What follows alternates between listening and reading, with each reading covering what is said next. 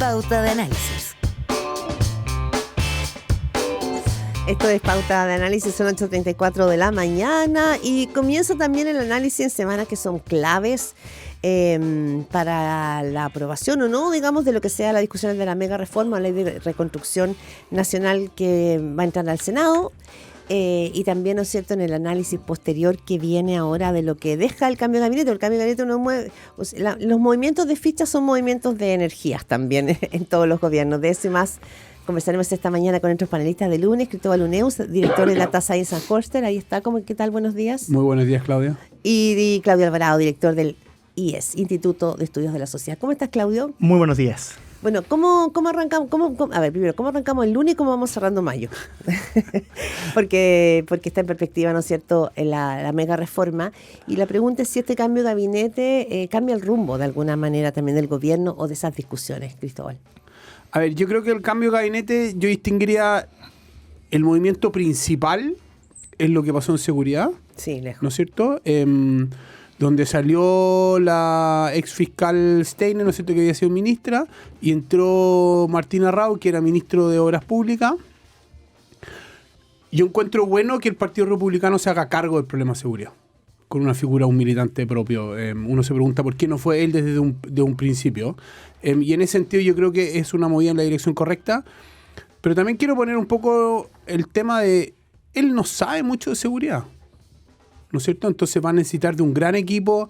Vi en la prensa que seguía muchos de sus asesores MOP a seguridad. Eso como que me preocupa un poco sobre cuáles van a ser las políticas específicas, el plan. Pero bueno, yo me imagino que él tiene claro cuáles son los desafíos y será rodear por buena gente. Pero el gobierno está al debe en esto y el ministro va a tener que recuperar el terreno perdido de los primeros... Claro, o sea, él llega con mucha expectativa y también llega con frustración de la ciudadanía de una promesa no cumplida. Claro, porque esta cosa de la metáfora, ¿qué significa la metáfora? ¿Prometiste o no prometiste? Claro. A la gente no le puedes traspasar tú no esa... haces campaña en metáfora, ¿no es cierto? Claudio Alvarado. Efectivamente, el cambio de gabinete, digamos, lo que revela, o la manera de resumirlo más bien, aquello que revela, yo diría que es una moneda de dos caras. Por un lado, es evidente que hay un diseño inicial que no funcionó y por eso es que tan rápidamente se tiene que realizar este ajuste ministerial.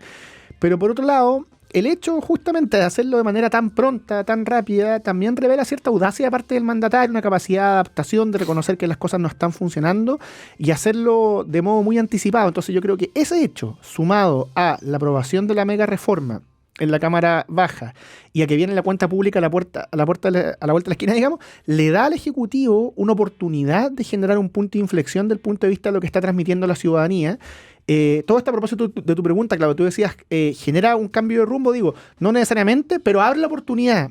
Lo que le pasó al Ejecutivo, las cosas que ocurrieron la semana anterior, más la cuenta pública que viene, insisto, para generar ese punto de inflexión.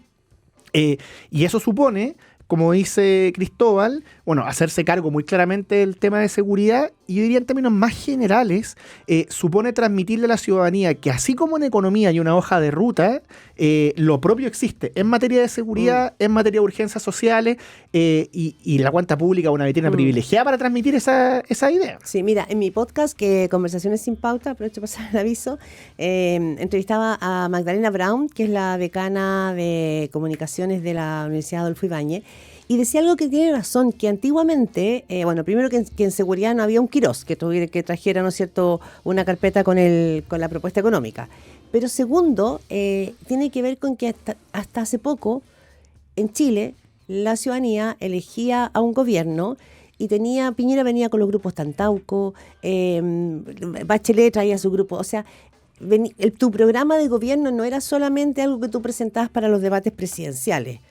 Evelyn Matei lo tenía, es decir, trabajo de equipos. Tú llegabas con el trabajo de equipos, cocinado, y como que pareciera ser que aquí, porque el plan de seguridad se le pedía a Trina Steiner, pero me imagino que también lo tiene que tener el gobierno en su carpeta de programa programático, ¿no?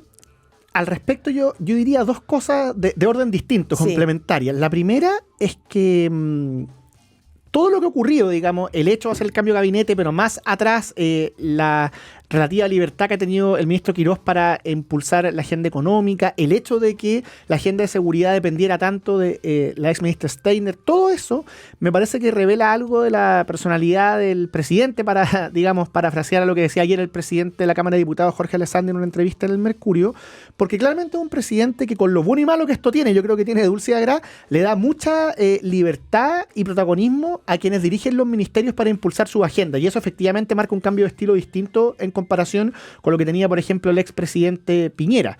Eso es una cosa. Ahora, dicho eso, el segundo punto es que hay algo que nosotros todavía no tenemos total certeza, y es si es que parte de la polémica que se conoció entre el senador Esquella, el ministro Alvarado por un lado y el segundo piso por otro, también tiene que ver con esto, digamos. O sea, nosotros no sabemos si la ministra Steiner simplemente no impulsó aquello que tenía que hacer por errores propios, o si había algo así como un plan que nunca conocimos y que no se le dio a conocer. Yo ahí creo que todavía nos falta saber parte de la historia, porque ahí me cuesta creer que el Ejecutivo se haya instalado y el presidente no haya tenido, aunque sea una carta de navegación relativamente general para seguridad. Digamos. Sí. Ahí es extraño el cuadro. Sí, eso me pregunto yo, ¿no, Cristóbal Neuhaus? Yo creo que el gobierno no tiene plan. No creo que alguien haya guardado 60 días el plan de seguridad. ¿Para qué se lo iba a esconder? ¿Para qué se lo iba a esconder? Lo que sí yo quiero, y este es mi segundo comentario sobre el cambio de gabinete, yo creo que una mala idea lo que hicieron con obras públicas y transporte. Yo creo que de juntarlo. Yo creo que también es una mala idea haber juntado economía y minería, porque los ministerios necesitan gente dedicada full time. La gente va a decir, no, lo que hacen son los servicios. Pero los ministros están encima, se juntan con gente, analizan, estudian. Al final del día las decisiones políticas son de los ministros. Entonces, si yo tengo un ministro repartido en dos carteras, le voy a dedicar menos tiempo a obras públicas, y obras públicas este gobierno va a jugar un rol. Se prometió que iba a jugar un rol importante, y ese rol no lo veo que lo pueda cumplir con el ministro actual. No tiene nada que ver con el ministro actual. Cualquiera que hubiera estado ahí, ¿no es cierto?, dos ministerios de esta envergadura. Tú estás haciendo punto finalmente en esta idea de fusionar ministerios. Ahora, en la práctica, porque legalmente no se puede. Claro. Otro es el tema con la CGGOP. Yo veo aquí un diseño político más grande en el sentido de bajarle un perfil. Yo creo que exageramos el rol que tiene la vocera en el mundo político. Yo estoy cada día más convencido que no es un ministro tan importante, que las vocerías cada vez más técnicas tienen que ser de los ministros, pero yo veo aquí un diseño donde le van a bajar el perfil al ministro vocero, ¿no es cierto?, que lo va a tomar de lo que uno lee en la prensa, el subsecretario del Interior y junto con Alvarado. Con Alvarado, que sus cualidades no es la de ser vocero. Él es un gran político, ¿no es cierto? No necesariamente un gran vocero. Entonces yo veo ahí un diseño distinto, que el gobierno se está dando cuenta que el primer diseño no funcionó, concentrando más la política en un ministro de Interior quizá un poquito más fuerte, que es lo que yo creo que hace sentido en este gobierno. Claudia Alvarado.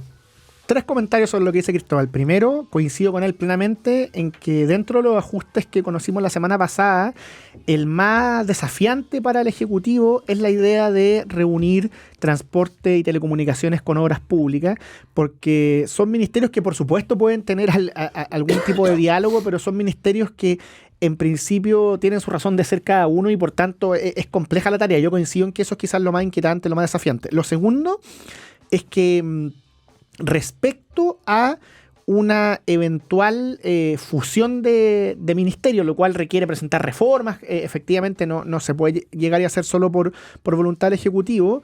Claramente nosotros tenemos un exceso de ministerios políticos. O sea, SECPRES, Interior sin Seguridad, CGGOP, ahí hay algo que mirar, digamos, hay algo que trabajar de cara a una eventual reforma más amplia. Y lo tercero es que mientras no exista esa reforma, a mí también me hace mucho sentido, como dice Cristóbal, que la decisión de que el ministro Alvarado sea biministro, valga la redundancia, permite, sin efectuar esa reforma más amplia a la que antes me refería, tener un diseño mejor pensado acá. No digo solamente desde el punto de vista de que hay 3 ministerios políticos, sino desde la perspectiva de que el gobierno estaba teniendo dificultades con la transmisión del mensaje, y esto ofrece una oportunidad también de ordenar ese ámbito. Pues yo tengo una duda, porque se habla mucho desde el salón de la política y de la academia, pero no sé si se está hablando de la ciudadanía. Y todos los gobiernos importantes del planeta tienen voceros, porque lo que tienen son políticas comunicacionales. Lo que se despreció probablemente en la primera fase del gobierno fue la importancia de la comunicación, la importancia de conectar con la ciudadanía a la que le hablaste en la campaña, la importancia de explicar lo que estás haciendo y que lo estás haciendo por ellos, porque ellos te llevaron hasta ese lugar. Entonces la política comunicacional hoy día se estudia en el mundo, las grandes universidades tienen el ramo de comunicación estratégica. Entonces eso queda fuera y a mí me llama la atención porque lo que puede vocerear el subsecretario del Interior respecto de los vuelos de expulsados, pero ¿cómo le hablas tú a la ciudadanía para explicarle lo que se llamaba antiguamente el relato, hoy día se le llama la narrativa de un gobierno? En ese sentido me parece que puede ser importante la vocería, Claudio, o sea, Cristóbal Uneus. Sí, claro, pero en Estados Unidos, por ejemplo, el vocero de la Casa Blanca no es ministro, es vocero. Yo no estoy diciendo que no haya un vocero. Yo estoy con Claudio en que no es necesario que sea un ministerio, un ministro político. Comunicar bien no necesariamente significa sinónimo de ser un buen político, ¿no es cierto? Y en ese sentido yo creo que este diseño, vamos a ver, hay algunos ministros económicos, el ministro Massa es un súper buen comunicador, quizás ahí hay una oportunidad de aprovechar. Desde mi punto de vista, ¿no es cierto? Pero yo quiero aprovechar esto del cambio a propósito de la mega reforma. Encuentro divertido el nombre de la mega reforma porque... ¿Por qué no se llama así? Se llama reforma de reconstrucción. Pero es la mega reforma por la cantidad de recursos involucrados, por la plata, ¿no es cierto? No porque sea tan transformadora. Yo creo que el gobierno va a tener... Vamos a ver cuánta política tiene este gobierno. Porque el paso por la Cámara Baja fue trivial. Había un acuerdo político. Como trivial se negoció bastante ahí y el de la gente tomó un rol importante. Pero no fue trivial. Pero espérate, el gobierno logró una reforma que mueve 5 o 6 billones de dólares por 100 millones de dólares. Encuentro que hizo un negocio redondo. Redondo, mucho más rápido. Las indicaciones ni se discutieron porque hicieron una jugada maestra, la indicación sustitutiva donde básicamente no se discutieron, no hubo discusión. Y esa discusión va a llegar al Senado. Y aquí va a ser otro juego y aquí vamos a ver la mano política del ministro Quirós, que no la hemos visto todavía. Sí. Yo no creo que vaya a ser tan fácil, pero yo creo que el gobierno podría llegar a tener los votos si se mueve bien políticamente. Pero esto va a ser una discusión larga. Yo no veo que el gobierno... Ahora, Claudio Alvarado ya dijo ayer en Mesa Central que él está dispuesto a cambiar los plazos y en ese sentido se impone por sobre el criterio del ministro Quirós. Pero es decir... los plazos para que no se promulgue en junio, que yo encuentro que es una falta de respeto hacia el Senado, habiendo él sido parlamentario. ¿Sabes lo que opina un poder independiente sobre que le fijen los plazos del Ejecutivo? Claudio Alvarado. El ministro Alvarado Andrade ha dicho dos cosas que creo que son complementarias. Por un lado, la semana anterior, en la prensa, no me acuerdo si día sábado o domingo, instó al socialismo democrático a dejar de lado el tutelaje del PCI y el Frente Amplio. Y ayer complementa el mensaje diciendo, por supuesto que si hay disposición a dialogar podemos ampliar los plazos. Entonces yo creo que desde el punto de vista del Ejecutivo el mensaje está claro, digamos. Para bailar se requieren dos personas. Ahora, todo esto conecta con la pregunta de Claudia de la comunicación. Yo creo que efectivamente, y conectándolo con que además el próximo lunes tenemos la cuenta pública, el gobierno tiene un desafío narrativo importante en distintos planos. Tiene el desafío de transmitirle al país un horizonte de esperanza. ¿Cuál es el sueño del presidente Kast de cara a los próximos 4 años? Tiene el desafío de complementar una agenda económica que ha sido muy fuerte con una hoja de ruta clara en seguridad y en urgencias sociales. Y tiene el desafío de que la agenda económica, que es el caballo que ha corrido hasta ahora, el tren que está andando, en la agenda económica transmitirle más claramente a la ciudadanía cómo conecta esa reforma con los anhelos e inquietudes en materia de empleo y de crecimiento. Entonces yo diría que efectivamente el gobierno tiene un desafío narrativo comunicacional muy relevante, pero tiene la semana ideal para empezar a desplegarlo. Digamos. O sea, ¿qué es lo que uno esperaría mirando como observador? Que la cuenta pública se utilice justamente para trabajar esos distintos ámbitos. La hoja de ruta general, lo que se va a hacer en seguridad, cómo la economía y el proyecto y la inquietud ciudadana al respecto están relacionados. O sea, la cuenta pública es una vitrina privilegiada. Y luego, uno esperaría que también los ministros se desplieguen con más fuerza para que esto sea algo así como un coro que opera de manera sinfónica. Y me parece que el gobierno tiene una buena semana para intentar ponerse al día en este ámbito, pero sin duda tiene un desafío comunicacional narrativo muy, muy importante.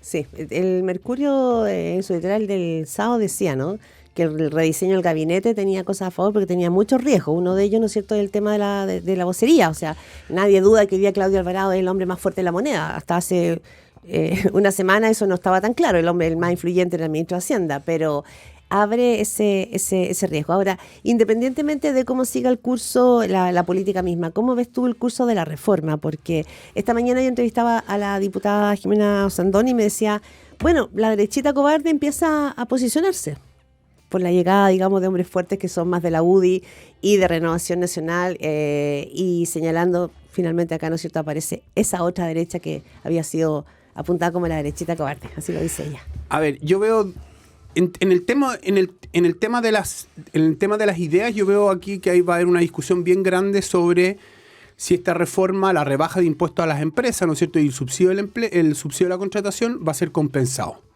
¿No es cierto? Como lo había planteado María Marcel cuando era... Claro, como cuando la reforma que había planteado él, ¿no es cierto?, él la compensaba con un aumento a la tasa de impuestos a las personas. Hay alguna gente que ha insistido en la idea de compensación, y ahí, incluso en la derecha, ¿no es cierto?, Ignacio Briones ha sido, con varias propuestas, ha sido bien claro en eso, y yo creo que ahí va a haber una discusión. El gobierno no quiere compensar. ¿Por qué? Porque quiere bajar la carga tributaria en general, porque va a bajar el tamaño del Estado, bajando el gasto, el gasto público. Entonces ahí va a haber una discusión económica de ideas. Pero por el lado político, yo también veo movimiento. Un senador ya de Magallanes dijo que no iba a votar con el gobierno porque estaban negociando mucho con los Bianchi. Yo veo Renovación Nacional bien callado. En el sentido a la senadora Valladares, ¿no es cierto?, y a todos los votos de RN en el Senado los veo bien callados. Yo creo que no están muy cómodos con esta reforma, pero esto es una especulación mía, y ahí también va a haber un movimiento político. Me llama la atención que el senador Macaya dice que tienen mayoría. Yo cuento 25 senadores en la derecha, 24 en la oposición y uno independiente. No veo donde el gobierno tiene mayoría. Quizás ya está negociado, entonces eso o sea, ya... vienen ya guiñándose el ojo, claro. algunos Entonces, senadores. ¿cuáles van a ser los senadores que pueden ser clave? Puede ser clave Pedro Araya, que ya dijo que estaba mirando, ¿no es cierto? Puede ser clave Bianchi, que sí vota con el gobierno, pero su padre votó de una manera distinta en la Cámara, entonces eso es una discusión. Está bien, padre e hijo son distintos. Ya está grande ya. Sí, está grande, ¿no es cierto? Bueno. Pero alguna correlación podrán tener, ¿no es cierto? Entonces yo creo que ahí van a estar los votos. Ahora, yo creo que hace sentido lo que están diciendo algunos, que tiene que haber un apoyo un poco más amplio para que esta reforma dure y no que se apruebe con un voto y venga un próximo gobierno y lo cambie. Claudio Alvarado. Efectivamente da la impresión de que conversaciones ya existen, de que hay algunos senadores que no pertenecen ni a Chile Vamos ni a Republicanos que miran la reforma con buenos ojos. Pienso en Matías Walker, pienso en el senador Calisto, pienso en Pedro Araya, que efectivamente está abierto al diálogo. Pero además hay que ver qué más ocurre en el Parlamento en general que favorezca o no el avance de esta reforma. Pienso, por ejemplo, en si el gobierno efectivamente impulsa con fuerza el proyecto de Sala Cuna, eso destraba algo que apareció a última hora en el trámite en la Cámara Baja a propósito de la mega reforma. Hay que ver si es que también el socialismo democrático efectivamente se abre a tener diferencias con el Frente Amplio, al menos en algunos aspectos de la reforma. Yo tiendo a pensar que desde el punto de vista de los objetivos del Ejecutivo, la reforma está bien aspectada. Porque además RN, ahí tengo un matiz con Cristóbal, RN me parece que, y en fin, no solo RN, algunos diputados de la UDI, en fin, sí plantearon algunas cosas en la reforma en la Cámara Baja que se cayeron. O sea, lo de la minería de datos que afectaba a la propiedad intelectual cayó, lo del CENSE cayó, y ahora se está hablando que si es que se vuelve a presentar sería con modificaciones. Y yo respecto al resto de la reforma, la verdad es que veo a los distintos partidos que integran el Ejecutivo más bien entusiasmado, con razón o sin razón, esa otra discusión, digamos, pero incluso el senador Matías Walker ha sido muy autocrítico. Él ha dicho, yo aprobé la reforma de Michelle Bachelet, pero esto afectó al país desde el punto de vista económico, el estancamiento. Pero Matías Walker ya no está en la oposición, pues. No, digo de gente que no es ni de Chile Vamos ni de Republicanos, que está en la coalición de gobierno. Los 25 votos de la derecha. Eso es lo que estoy diciendo. Que los miembros del Ejecutivo o de los partidos que integran el oficialismo que no son republicanos, salvo los temas que aparecieron en la Cámara Baja, me parece que están cómodos con la tramitación y no los veo demasiado inquietos, salvo con esos temas.